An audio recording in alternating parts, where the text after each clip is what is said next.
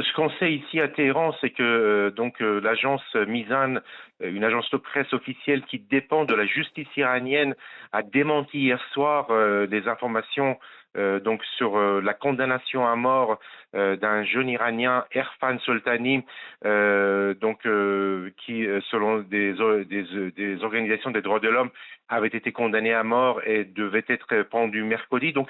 Cette agence a démenti cette information.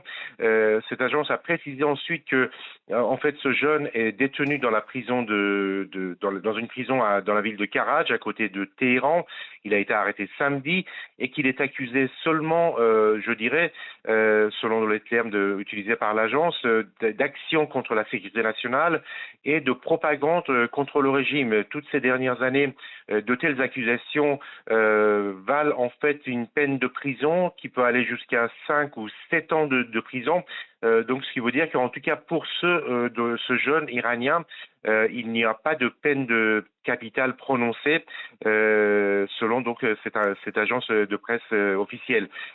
Pour les autres cas, les autres dossiers, on sait que la justice iranienne a transmis un certain nombre de dossiers à des tribunaux, des gens qui ont été arrêtés entre jeudi et la journée de dimanche, où il y a eu les plus grandes manifestations dans Téhéran, mais aussi dans les villes de province.